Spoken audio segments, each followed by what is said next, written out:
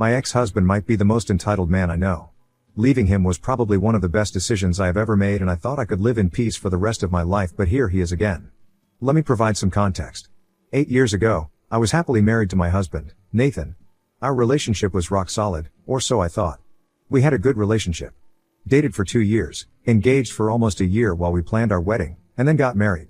At that point I would probably defend it and fight for our marriage with my life. I thought we were soulmates. But I guess that was just me. A couple of months after our wedding, my husband lost his job. It was a difficult time for both of us obviously, but I was confident that we could work through this and he would find another opportunity. We had some savings in the bank, and I was working full time. Things were a bit difficult for a few months, but he was trying his best to get a job and finally got accepted after what seemed like a million interviews. I still remember how happy we were the day he received that email. I went all out and took him out to dinner to celebrate. Little did I know that this job would end up destroying my marriage. He comes back from his first day of work and instead of looking happy, he looks awful. I could see something was wrong the moment I saw him. A very difficult conversation followed. In an almost comically bad turn of events, my husband's ex-girlfriend Jessica works at the same place where he has just joined. I knew about Jessica. Nathan and her dated for 3 years and he proposed to her, but she said no and dumped him. This was a few years before the two of us met and started dating. Obviously, we didn't spend a lot of time talking about our past lovers, but I knew that it was extremely rough on him and he never mentioned her after that one conversation with me. When I heard that it was Jessica of all people, my stomach dropped. Out of all people, it was her. I didn't know what to do. I mean, sure, it had been years and he didn't have feelings for her anymore, but the idea of them working together was not exactly pleasant to me. He seemed genuinely upset too, and we spent a lot of time talking about what we could do. He offered to quit the job, but at that point, our savings were running out and I didn't know how long I could go on paying all our bills without making solid lifestyle changes that neither of us would be comfortable making. Also, I told myself that we were all adults here and quitting a job over an ex was childish. We stayed up almost all night talking about what to do, and by the end of our conversation I felt much better about the whole thing. It felt silly to think that some ex from years ago could affect our relationship in any way. My husband was extremely loving and kind and put all my doubts at ease. The next day, he went to work, and when he came back he said that she was in a completely different department and he hardly even saw her once during the day. He told me that he never intended to speak to her unless it was for some unlikely work reason and that he would tell me immediately if that happened. That put my mind at ease, and as more days passed, I stopped thinking about her completely. My husband was as loving as ever and I was proud of the two of us for overcoming something that could have caused serious trouble if not handled well. Looking back, I laugh at how naive I was. I was so blinded by love and trust in my husband that I didn't once think that something fishy was going on. A couple of months into his new job, he went on a business trip. He told me that if it goes well he may get a promotion, so I was very excited for him. I asked him if I could tag along with him and make it a mini getaway for the two of us, but he said that he would be working the whole time, so there wasn't a point. He also said that the team going for the meeting was all men and none of them were bringing their wives or girlfriends, so I wouldn't be very comfortable. I was a little upset but didn't think anything much of it. What he said did make sense. When he came back, I asked him about his meetings and if he thought he would get the promotion, but he might have to go on a few more meetings with this particular contractor before the promotion could be possible. Over the next 3 months, he went on trips at least once a month, but there was no news of a promotion. Instead of getting suspicious, I was naive enough to actually be concerned about his company making him work so hard without increasing his pay. I also want to make it clear that after the initial discussion, neither of us had spoken about Jessica even once. She didn't cross my mind for the most part, and even if she did, I chose not to mention it. When I told my friends about this during the divorce, they all said that it was incredibly naive of me to blindly trust my husband so much. I agree with them now, but back then I would have trusted that man with my life. 5 months into his new job, I realized that I had missed my period. Not thinking much of it, I decided to take a pregnancy test anyway just to put my mind at ease. To my surprise, it was a positive test. I was taken aback. It was definitely not a planned pregnancy, but with Nathan's new job and both of us being in a good place financially, I thought that it could be a good thing. I was nervous to tell him but also very excited. Nathan was on another business trip when I took the test, but he was coming back the same day, so I decided to wait till he got back. I still remember how nervous I was and how I started daydreaming about our new life. It was pretty late by the time he got home and I remember staying up to have dinner together. He came in looking upset, so I asked him what happened and he told me it was just work stuff and that he didn't want to talk about it. I said that I might have something that could cheer him up and asked him to wait while I got the test kit. I told him to close his eyes, held it up, and asked him to open his eyes. He just stared at me for a few seconds and asked me if that was what he thought it was. I thought he was just in shock and said that yes, and we're about to be parents excitedly. I waited for him to snap out of it and be happy, but after a few moments of anticipation, he still had that look on his face. I got uncomfortable and asked him if he was okay and wasn't he happy about this. His whole expression changed and he said that he was just taken aback by the surprise. I told him that I was surprised too, but this could be a very good thing for us and we can deal with it together. He still looked uncomfortable and said that he just needed some time to think. I was extremely upset at this reaction. I expected him to be happy or at least supportive. I told him that I was disappointed in him and he basically brushed me off, saying that I couldn't expect him to be overjoyed at such a monumental change in his life happening without his decision. I told him that he signed up for this by getting married to me, and if he couldn't be a good husband about it, maybe we need to rethink our relationship. He said that maybe we do and left the room without another word. I said that in a moment of anger and hurt. I did not really mean it at the time. But his reaction broke my heart. I cried by myself in the living room and slept on the couch because I didn't want to see him in our bedroom. He didn't come once to check up on me or ask me to come back. Even at that point, I had faith that we would get through this and somehow recover. But that was just the beginning of my troubles. I woke up to him already dressed for work and making breakfast. I didn't speak to him and went into our bedroom. Again, he didn't try to stop me or even say a single word to me. I didn't know what to do. I waited for him to come in after me, but after some time I heard the front door close and knew that he had left. I spent most of that day crying to my friends and my mom. I called in sick from work. I literally remember it like it was yesterday. By the time it was time for him to come back from work, I had a whole speech ready about how he broke my heart and needed to be a better husband to me. Little did I know he also had a speech ready, and it was nothing I could have imagined. The first thing he said after coming home was, "We need to talk." That worked for me. I needed to talk as well. I thought I needed that talk way more than he did really. Turns out he had the surprise of a lifetime for me. We sat down across from each other and with no warning, he asked me, "Whose baby is it?" I was so confused I genuinely didn't understand what he meant. So I asked him, and he asked me the same thing again. "Whose baby is it?" I will never forget. I asked him what he meant and said that obviously it was our baby. What else could even be possible, I mean? He told me that we were past that point and I should just admit the truth and get it done with. I was starting to get scared at that point. It started to feel less like a joke. I told him again that it was obviously his baby and I didn't understand why he was even asking me such questions, because I had never been anything but loyal to him and he had never acted this way before. He refused to make eye contact with me and said that was when I still cared about our relationship. I'm pretty sure I was already crying by then. I kept telling him that I love him and there was nothing more important to me than our marriage, but he just kept repeating the question. Must have asked me a dozen times. And each time I was as clueless as the first time. He told me that if I couldn't be honest with me there was very little left to do because he was not raising another man's child and living with a lie. I was sobbing and kept telling him I had never even thought of another man since I met him and didn't understand what I did to deserve such allegations.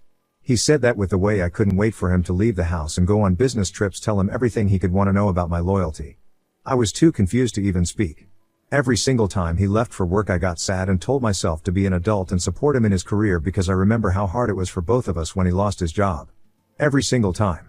I stopped asking to go along with him after the first few times because he always said that he was busy constantly and didn't get a minute to himself till late at night. I stopped calling him more than once a day when he was away because he wouldn't pick up and texted me he was with clients. All I did was put him first only to hear him say that I wanted him away to spend time with another man. It felt like a slap on my face. I felt sick to my stomach. Almost thought I was in a bad dream of some sort. I told him all of this and he said that I shouldn't waste time making him look like the villain because he was tired of feeling unwanted and wouldn't let me make a fool of him. He said that ever since he started working and traveling, I have been distant and didn't make him feel wanted. He said he hated coming home because I didn't even look happy to see him and he felt like I was happier when he was not around. I kept telling him he was wrong and this was just a huge misunderstanding and I was just trying to be a supportive wife. He kept saying that I was hiding someone and preferred to spend time with him instead of being in our marriage. I asked him if he had any proof of these things he was saying and he said that he didn't need proof to see what was obvious to anyone with half a brain cell. I didn't even know what to say to that. I kept saying I have not been with anyone and I have spent most days he wasn't here, either at home or maybe once or twice went out with my friends and he could check my phone if he wanted to. His response to that was that he didn't need my phone with deleted evidence. I was truly defeated by that. I mean, what more could I even say? I asked him what he wanted me to do to prove my loyalty. I offered a paternity test after the baby was born, even though it killed my self-respect to say such a demeaning thing.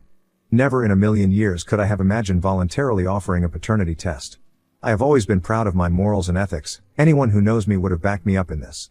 Anyone except my own husband, of course. That's what hurt the most. He said that he couldn't wait 9 months for a betrayal and there was no way he would help me grow and raise a child that wasn't his. I screamed at him saying it was his baby and called him a delusional freak for not believing me. He said that he didn't care what I thought he was, but if I wanted this marriage to work, I needed to get an abortion. I was horrified he even said that.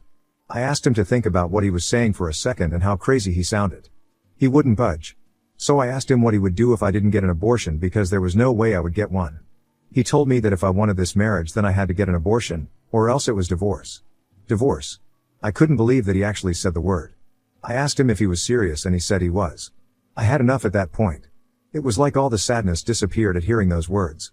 I told him he was free to do whatever he wanted, but I was keeping and raising my baby with or without him. He told me that he hoped I didn't sleep with a deadbeat and walked out of the house. That was the last time we were in that house together. I received a text from him later saying he would be back to get his stuff, and I told him a time I would be out and asked him to go away before I was back. The next day, I met my lawyer to discuss the divorce. We had bought the house together. Our first house. I wanted everything to be quick and drama-free, and so did Nathan. We decided to sell the house and split the money equally. The other things we just took whatever we wanted.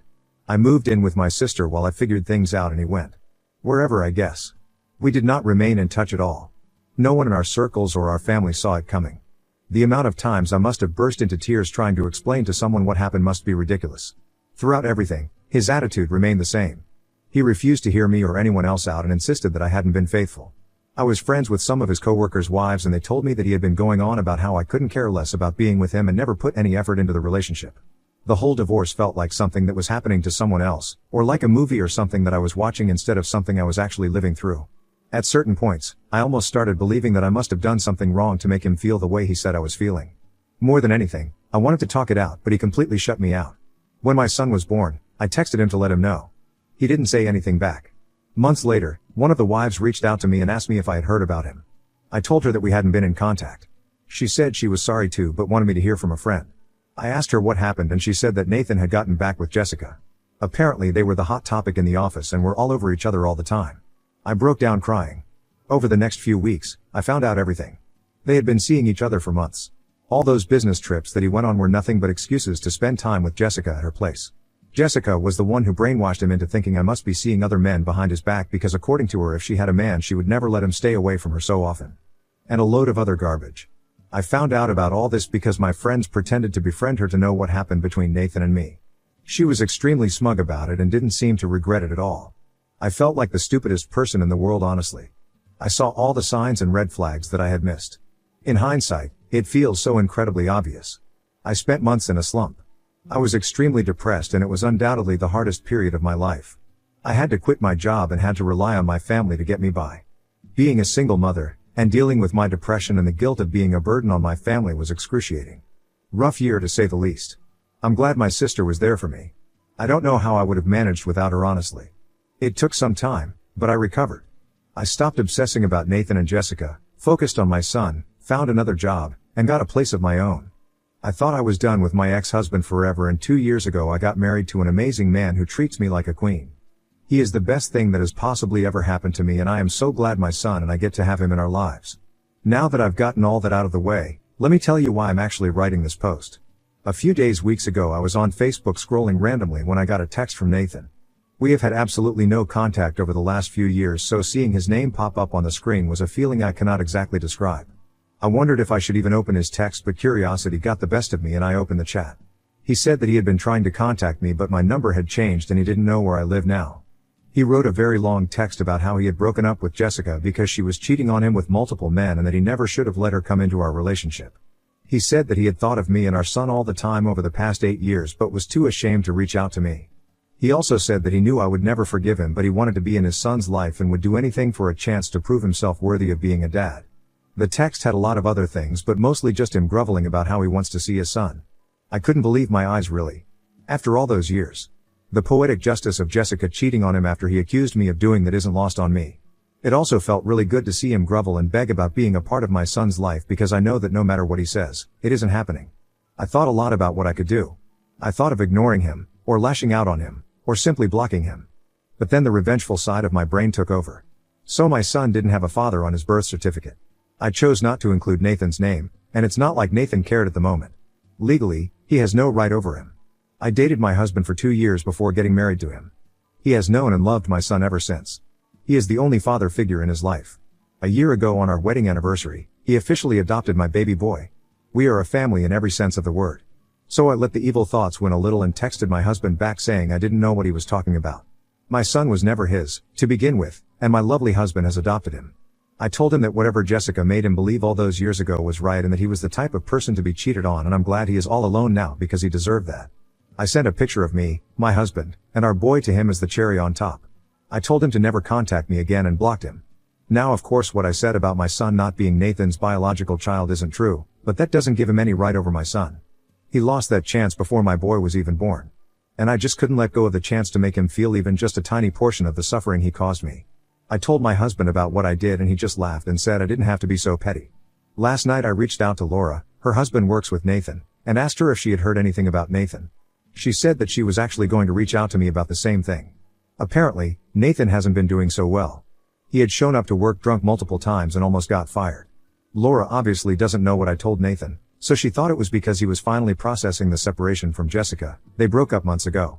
I just listened to everything and pretended to be shocked at what she said. I thanked her for being a good friend. I haven't told my husband about this yet, and I can't tell any of my friends before I tell him. I've been feeling kinda guilty. Maybe I took things too far? Ida? Update 1. Hey everyone, I just wanted to say a huge thank you for all your supportive comments and advice. It's been really helpful to read through your experiences and perspectives. Feels good to know that there are people who support my pettiness and think that Nathan got exactly what he deserved. I do have a bit of an update on the whole Nathan situation. Laura reached out to me again and said that apparently he had a full blown out fight with Jessica in the office one night when they were both working late. He had apparently created a big scene and multiple people saw them pushing each other around and being extremely problematic. Both Jessica and Nathan got fired very quickly after that and no one had heard from either of them ever since. All I feel about the situation is that I'm glad he redirected his anger towards Jessica and isn't trying to drag me into the situation in any way. I don't want to deal with him ever again in any capacity. I decided to Laura about what I told Nathan, and she seemed a bit concerned. I mean, we both hate Nathan for what he did to my son and me, but she thinks that I might have taken things too far and there is no point in letting things from the past affect him or anyone so much. She is actually telling me to reach out to Nathan again and tell him the truth.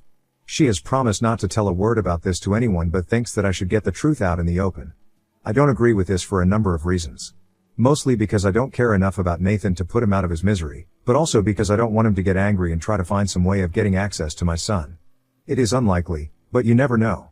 I refuse to take any chances when it comes to my son. He is simply too important to me and I don't trust Nathan enough to just let something like this go.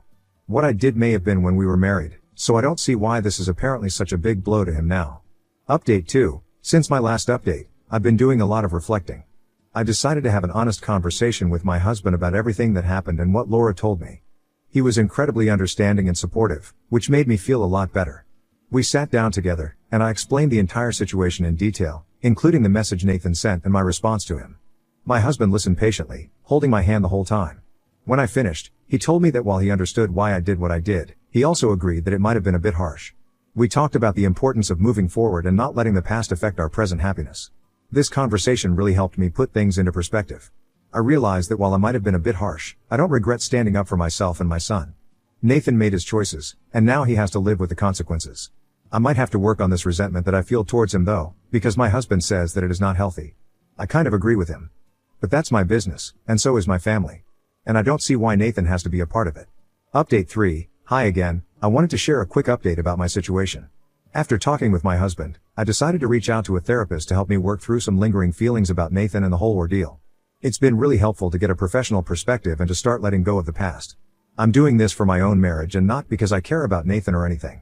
I feel that to be a better wife and a better mom to my kid, I need to let go of the past completely. Some of you had also suggested if I had been to therapy in the past, and I gotta admit you guys were right.